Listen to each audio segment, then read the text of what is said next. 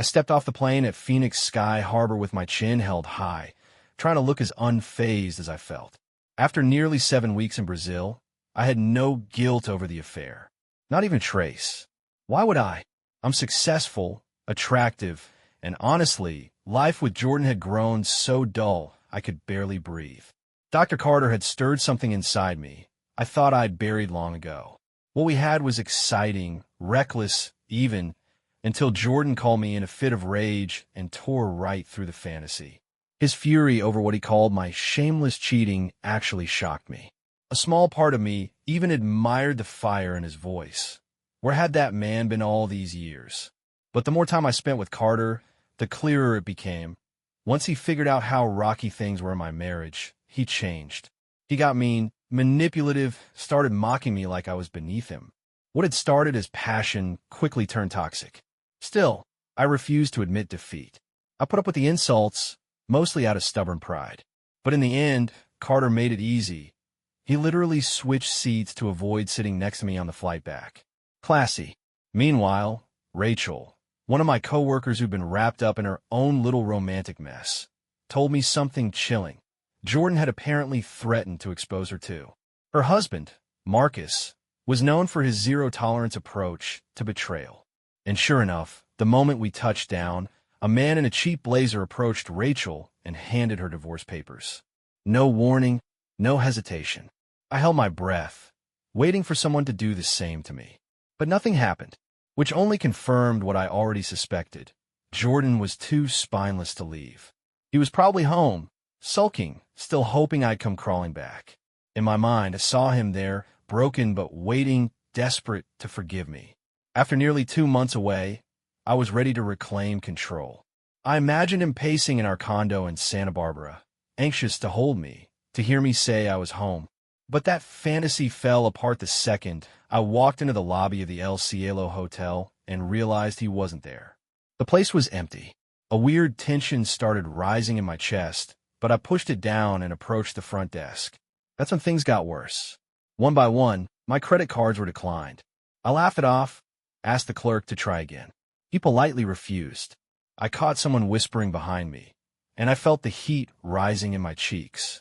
I stepped aside, still telling myself this had to be a mistake. Jordan would have an answer. But then I tried calling him, and the number wasn't working. Just a dull disconnect tone. That's when the panic started bubbling up. A man in a suit walked over, handed me a sealed envelope. "Mr. Langston wanted you to have this," he said, without emotion. No mention of lawyers, no kind words, just an envelope. Inside was a printed letter and a smaller sealed one. I unfolded the first page. My hand was shaking before I even got halfway through. Jordan wasn't waiting for me. He wasn't sad or broken. He'd changed. He was cold, focused, and for the first time, ruthless. The words cut deeper than I expected. "So you justified sleeping with Carter by convincing yourself I was with Deanna in Kuwait. That never happened. We had one late-night conversation. Nothing more. Meanwhile, you planned your rendezvous like business meetings." I winced. I had used that exact justification when the guilt crept in. And he wasn't done. He brought up another affair, an old one, back when he was stationed in Seoul. He found out about my little coffee breaks at the Budget and Off Route 40. I had no idea he knew. You never admitted it. But we both know what that was. My face burned with anger. That was ancient history. We made it past that. Why dig it up now? But then came the real blow. You've made it clear we're in a marriage where one person calls the shots. So now it's my turn. He'd sold the house, closed every joint account, canceled his phone, and he was already on the road, leaving everything behind. I skimmed faster, my heart pounding. Then I got to the worst part. I've shared every piece of evidence with HR at the hospital. They're drafting a termination notice for both you and Dr. Carter. Should be a fun Monday. I nearly dropped the paper. I'd built my whole career as a trauma nurse. That job was part of who I was. And now, Jordan was set on ripping it all away. He wasn't playing the victim anymore. He was playing to win. I left copies of the photos and videos of you with Carter for both of our kids, the letter read. I told him everything. I'm heading off on a long trip. He begged me not to shut you out completely. It continued, but I told him I'd call you as many times as you called me, hero. I could almost hear the sarcasm in his voice, so unlike the man I used to brush off as passive. Then came the final hit.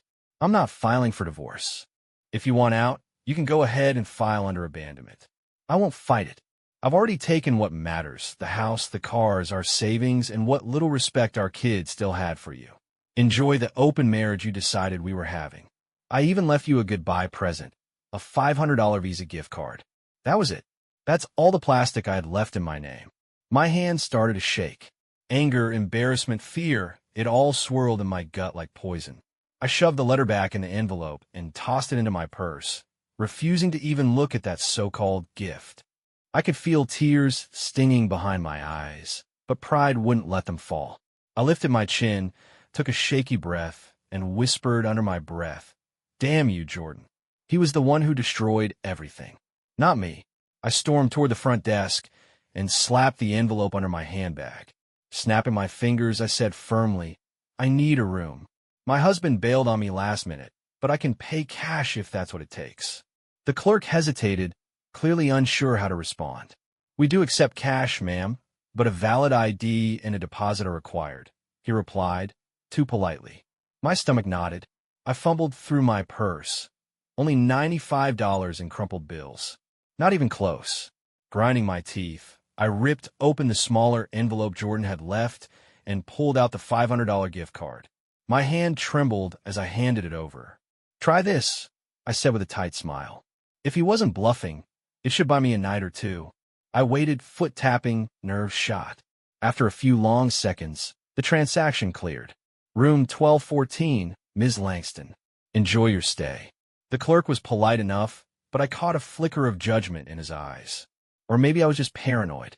I snatched the key card, waved for the bellhop, and strode toward the elevator, trying not to look like my life was imploding. The bellhop wheeled my suitcase behind me without saying a word. As I jabbed the elevator button, I pulled out my phone, half hoping Jordan would call, so I could unload on him, scream, demand answers, anything. But of course, the number was disconnected. He made his point. He was done. The elevator doors slid open. I stepped inside, the bellhop behind me, the letters still burning a hole in my bag like a brand I couldn't peel off. Inside the room, I paced back and forth, trying to wrap my head around everything. My suitcase sat untouched by the window, the lights of downtown Phoenix blinking in the distance. But all I could see was my own reflection, tired unraveling. I collapsed onto the bed, head spinning. I thought about the day I met Carter. I was sure, absolutely sure, that Jordan would never leave me. Carter's charm, the way he told me I deserved better, it was intoxicating. He told me I was too gorgeous, too vibrant to be trapped in a lifeless marriage. And I believed it. I soaked it up like it was gospel. I paraded around like I was above it all, mocking the idea of loyalty, convinced that Jordan would always wait, no matter how far I pushed him. When he finally called, furious, I smiled. Actually smiled, thinking he'd calm down like always. But he didn't. This time he'd snapped, and I saw, too late, that my pride had finally pushed him too far. I felt a hint of guilt, but it didn't last. Rage took over. I had nothing left, no house, no money, but I wasn't about to roll over. I barely slept that night. When I did wake up, I was stiff and exhausted but ready to take action. First thing in the morning, I called the bank. There had to be some kind of mistake. But after giving my info, I got the coldest response I've ever heard. "Ma'am, all joint accounts have been lawfully closed by Mr. Jordan Langston. He held power of attorney. Unfortunately, we can't disclose any further details. We suggest contacting him directly." I hung up, seething, fists clenched tight. Then I called the kids. Both were grown. My son lived in Seattle, and my daughter had just moved to Atlanta. No answer from either of them. Straight to voicemail. I left a short message. "Call me. It's urgent." I didn't say more. I couldn't. But deep down, I already knew. Jordan had gotten to them first. The next morning, I threw on a pair of pressed slacks and a fitted white blouse, twisted my hair into a sleek bun, and caught a cab straight to Mountain View Medical Center. If I could get ahead of Jordan's sabotage, maybe HR would write it off as nothing more than a bitter husband lashing out. After all, I had seniority and respect in my department. People knew me as a sharp, if occasionally blunt, nurse manager. I led my unit through more crises than I could count. I wasn't about to let this mess take me down without a fight. I arrived just before noon. As I passed through the main lobby, I noticed heads turning, whispers behind hands. Word was clearly getting around. I didn't flinch, just walked straight to the HR office. The woman at the desk had a stern, unreadable face. Her nameplate read, Ms. Washington, HR Director. I remembered her name from Jordan's letter. My stomach turned slightly. Her eyes lifted and fixed on mine, expression cool as glass. Mrs. Langston, I was expecting you. Her tone held zero warmth, every syllable polished with judgment. I straightened my back, keeping my voice firm. I'm here to clear up whatever nonsense my husband may have sent you. We received quite a bit more than nonsense, she replied, sliding a folder across the desk. He sent us explicit photos and statements gathered by a licensed investigator. He's also threatening legal action under the hospital's morality clause, unless we terminate both you and Dr. Carter Miles. My jaw twitched. That's absurd. He's just angry. There's no legal basis for any of this. And those were private. You signed our code of ethics when you accepted your current position, she interrupted, arching a brow. Right here. She opened the folder and pointed to a highlighted section. Leadership staff are subject to dismissal for public conduct that could harm the hospital's image or relationships with donors. We have documentation. We have cause. I felt my pulse spike. This is personal, not public. You can't hold that against me. Ms. Washington's voice didn't waver. I disagree. The email your husband sent was distributed to several department heads, hospital board members, and key donors. It included photos, explicit in nature. You've become the subject of internal complaints, staff questioning your professionalism and integrity. I could feel the heat rising in my cheeks. This was worse than I'd imagined. He hadn't just gone after my job. He'd blown up my entire professional reputation. So that's it, I asked, my voice tightening. You're just going to throw me out?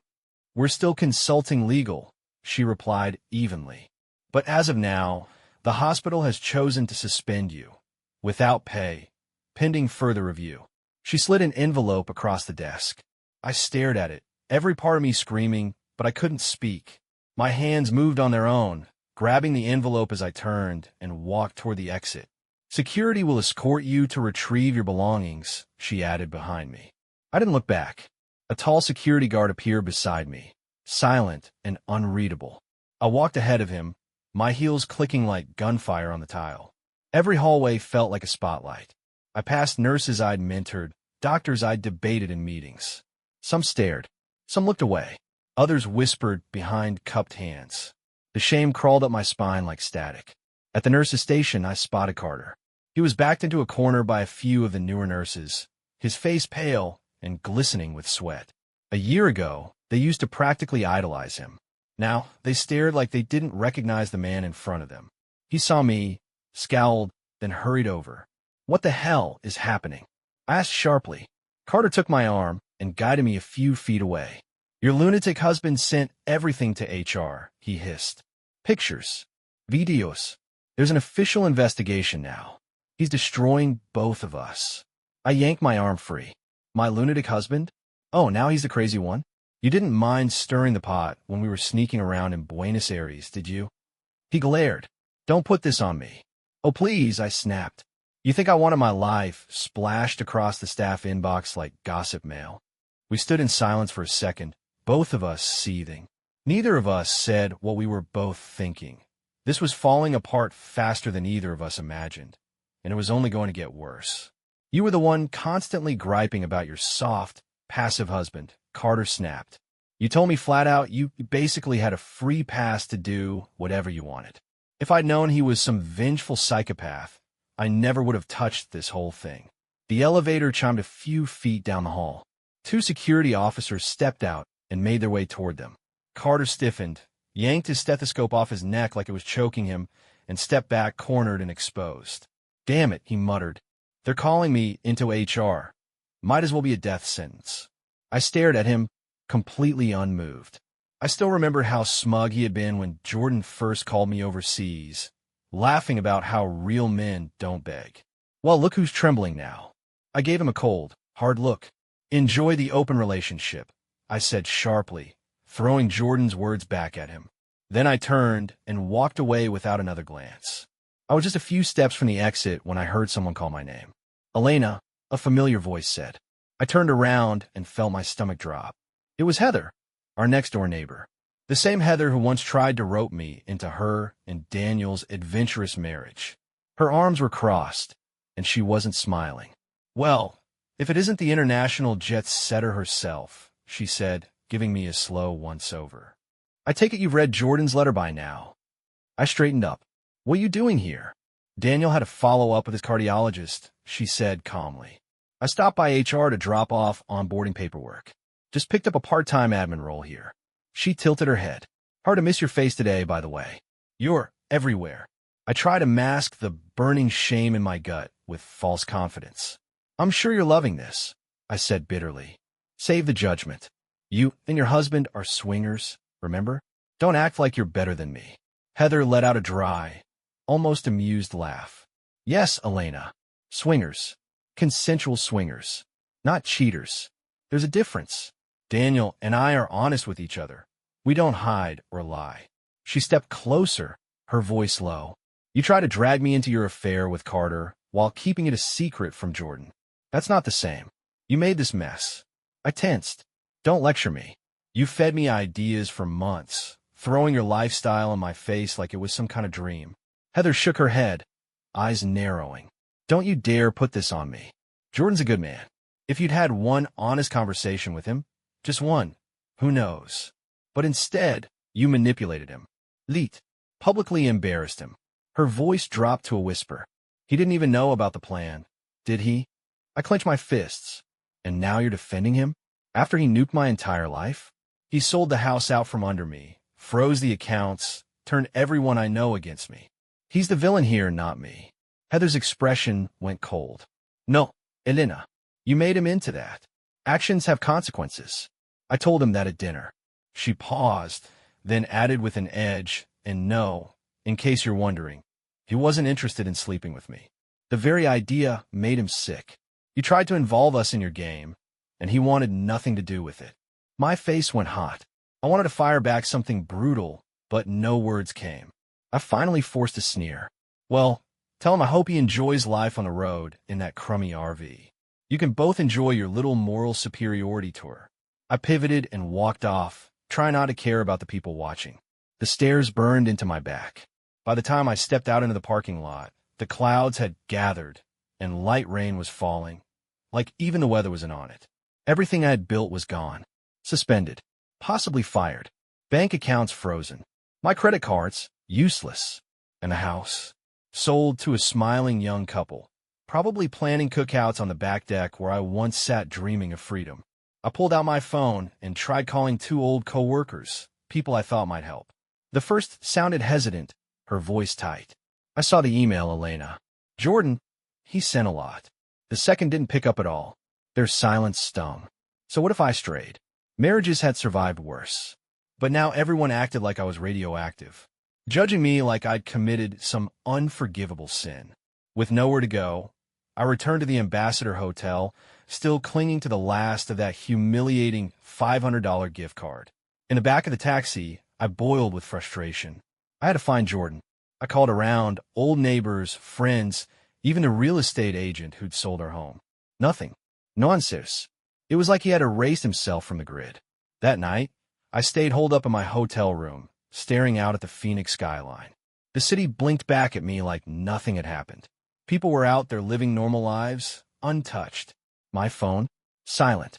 No texts, no calls, no lifelines.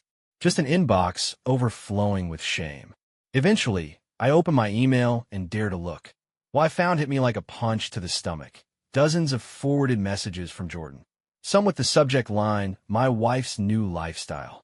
Others titled "Doctors Without Morals" or "Open Marriage, Her Rules Only." Inside, pictures. Our pictures. Me in bed with Carter. Screenshots. Captions. The whole thing laid bare. I felt my stomach twist. He hadn't just exposed me. He turned our private disaster into a full-blown scandal. He'd sent it to people I knew.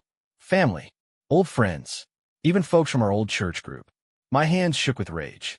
I began pacing the room, imagining lawsuits, press charges, anything. I wanted revenge, but the truth gnawed at me. Was it defamation if every word was true? No. He had all the cards now. I dropped onto the hotel bed, gripping the sheets in my fists. How could he go this far? All he had to do was handle it quietly. We could have worked something out, maybe saved a few pieces. But he didn't want peace. He wanted destruction. And he was pulling it off, piece by piece. Still, somewhere in the back of my mind, that small voice whispered, "You lit the match." I crushed that thought like a bug. The next morning, there was a flicker of something almost like hope. My daughter had left a voicemail. Her voice was stiff, strained. "Hey, Mom, I got your message. I don't really know what to say." She paused. "Dad told me everything. He showed us the pictures. He didn't hold back." My chest tightened. "I'm really disappointed, Mom. And I'm worried about him, too. He's not okay. He said he's going away for a while. I love you, but I can't support what you did. I don't want to be stuck in the middle of this war between you two. Maybe we can talk later. But I need time. I am sorry." I closed my eyes. Her words echoed inside my head like a slow, sharp echo. Even my daughter had pulled away. I tried calling again, voicemail. Then I called my son, straight to voicemail again. My messages started sounding desperate. "Please, just let me explain. It's not what it looks like." But I knew. Jordan had beaten me to the punch. He controlled the story now. I spent hours online, calling lawyers, anyone who might help me sue him. But one by one, they declined. One firm put it plainly: if the evidence is legitimate, there's no case for defamation. And without financial assets, you have no footing to challenge how he moved your joint property. I slammed the phone down and screamed into the pillow. I had nothing. No income. No home. No one left in my corner. That afternoon, something unexpected hit my inbox. A message from a strange email address. My breath caught. "Jordan?" I clicked it open. "Elena," it began. "You're probably ignoring me. Doesn't matter. I set up this temporary email, so don't waste time trying to trace it. It'll be gone soon. Now you know what it feels like to have your life rewritten without your input. This is the world you built, remember? I'm just living in it now. I boxed up a few of your things, nothing special. Old letters, photos, a couple souvenirs. I left them in a storage unit. Address is below. The door will be unlocked from 8 a.m. to noon on Saturday. After that, it's trash. I won't be there. I'm already a few states out. The road's open. Freeing even. Don't take this as kindness. I'm just giving you the option to collect whatever scraps you still want. I'm only doing this because I used to love you. Gee." My chest felt tight. He was cutting me out completely. But even in that, there was this twisted form of courtesy. He was letting me claim the leftovers. I started typing a reply. Something bitter. Something sharp. But when I hit send, the message bounced back immediately. The account was already deleted. Of course. On Saturday morning, at 7:45 a.m., I stood in a rundown alley lined with grimy storage units. The sky overhead a dirty gray. Another night wasted at the Ambassador Hotel. My gift card balance was nearly drained. I'd skipped dinner. Again, trying to stretch what little I had left just to cover lodging. My body felt heavy. My limbs ached. The steel unit door was still padlocked. I checked my phone, 7:58 a.m. 2 minutes later, a bored-looking facility manager appeared with a jangling key ring. "You Elena Langston?" he asked flatly. I nodded. He unlocked the door and rolled it up with a clatter. Said to leave it open till noon. If you're gone, I'll lock it back up and toss what's left. The light inside was dim. Dust floated in the air. I stepped inside. There were 4 or 5 boxes lined against the back wall, each one labeled in Jordan's familiar handwriting. Junk. Miscellaneous. Keepsakes. Letters. Elena's indulgences. That last one made me grit my teeth. I knelt and began rifling through them, one flap at a time. Photos. Random postcards. Receipts from old trips. An anniversary card I barely remembered giving him. Then came the ski trip photo, 20 years ago, both of us beaming. His arm around me, eyes full of love. I froze, staring. I could barely believe that version of us had ever existed. I threw the picture aside. Time crawled. I wasn't sure what I was searching for. Maybe a sign he still cared. maybe closure. But all I found were artifacts from a marriage that used to matter. Now it was just dust and cardboard. He'd packed those boxes with a message. Every item was a reminder of what I had thrown away. By 9:30 that morning, I had sorted through them, keeping only the ones that truly meant something. Old mementos, personal bits of our history. They weren't worth a dime, but emotionally heavy. I thought about leaving behind the love letters. There were dozens. But something inside me wouldn't allow it. Maybe I didn't want Jordan to be the only one with the full story. I stuffed them into a tote bag, almost spitefully. Dragging the boxes outside, I tried to wave down a cab. I wasn't just carrying old photos. I was hauling the last pieces of who I used to be. Then I heard a voice behind me. A woman stepped out of a silver SUV. Her face was calm, but there was concern in her eyes. Elena, I'm Emily Wellman. My husband Rod and I bought your house from Jordan. My throat tightened. That name, Wellman, I remembered it from Jordan's letter. The young couple he mentioned. Though Emily didn't look that young. Maybe it was the stress of raising kids or the weight of inheriting someone else's war zone. I gave a tight nod. Yeah, I'm Elena. I'm really sorry to surprise you, she said gently. Jordan told us about the storage unit. He mentioned there might be some personal items here and said we could coordinate with you if needed. She hesitated, clearly uncomfortable. I just wanted to say we didn't know the whole situation when we bought the place. We're not trying to stir anything up.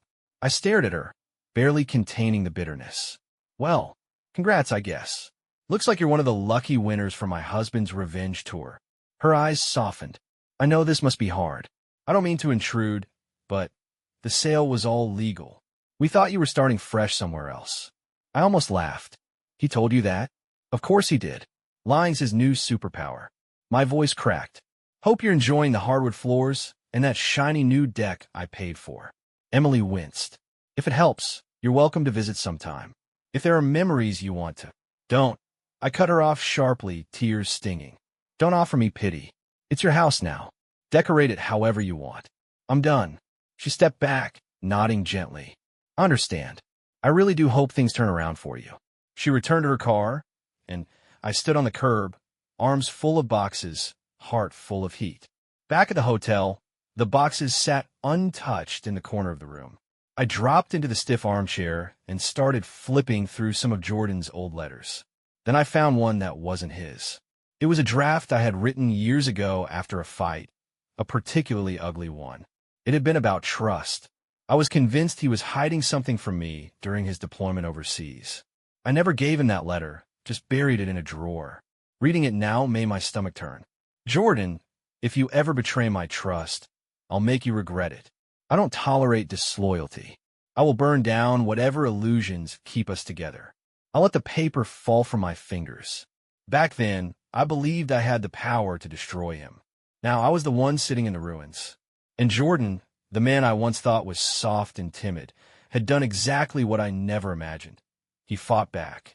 With precision. With silence. With strategy. When checkout day came, I couldn't extend my stay. The front desk clerk gave me that awkward customer service smile and said my gift card balance was nearly depleted. I had no cash, no credit, no other plan. I didn't even have anyone left to call. Not really. Pride only lasted so long. Eventually, survival wins. That's how I ended up at a rundown motel on the edge of Phoenix. The kind of place that rents rooms by the week. The air inside was musty. The wallpaper peeled in long strips. The ceiling light flickered like something out of a horror movie. I looked in the mirror above the sink and hardly recognized the woman staring back at me. Dark circles framed my eyes. My hair, once glossy and styled, hung limp and unwashed. I was still wearing the same slacks and blouse from days ago. I sat down on the lumpy mattress, and it sank under me with a squeal. A cockroach darted across the nightstand, and I squeezed my eyes shut. How the hell did it come to this? Then suddenly my phone buzzed. I lunged for it, heart thudding. Was it Jordan? No. Withheld number. I hesitated, thumb hovering over the screen. Then I answered. Hello. A familiar, bitter voice slithered through the line. Well, you win, Elena, Carter Miles muttered. They fired me. Blacklisted me from half the hospitals in the region. And my wife? Gone. So, thanks for that. I let out a dry, hollow laugh. I win. I'm holed up in a motel that smells like mildew and regret. Jordan torched my life just as thoroughly. Carter's voice sharpened. Well, that's what happens when you sleep with a guy like me, right? He spit the words. But don't act like you were some innocent. Next time, pick someone who doesn't have a spouse ready to go nuclear on 2 careers. I wanted to scream, but there was nothing left. No anger, just fatigue. He was silent for a beat, then the line clicked. He'd hung up. I tossed the phone onto the bed. The last shred of anything thrilling or exciting about Carter was gone. Now all I felt was contempt. And then, maybe out of spite or sheer desperation, I decided to do something reckless, one last Hail Mary. I still had the number of one of Jordan's old military buddies, Mason Ferris. I remembered Jordan used to share travel stories with him, even mention his plans. If anyone knew where Jordan had gone, it was Mason. I dialed. Hello. His voice was cautious. Mason, it's Elena Langston, I said quietly. He exhaled hard. Yeah, Jordan told me not to take your calls. My pulse spiked. Don't hang up. You don't know the full story. He's feeding you lies. Just tell me where he is or... I'm sorry. Mason cut me off, firm but calm. Jordan's been through enough. He asked for space, and I'm respecting that. Click. I stared at the phone, stunned. Then fury surged through me. I threw the phone onto the mattress. It was like the entire world had lined up behind Jordan, shielding him, protecting him, while I was left with the ashes. A week passed, then another. My suspension from Mountain View Medical became official. A letter slid under my motel door. Cold, sterile language. Your employment is hereby terminated for cause. Effective immediately. My scandal had spread through every local hospital, every recruiter.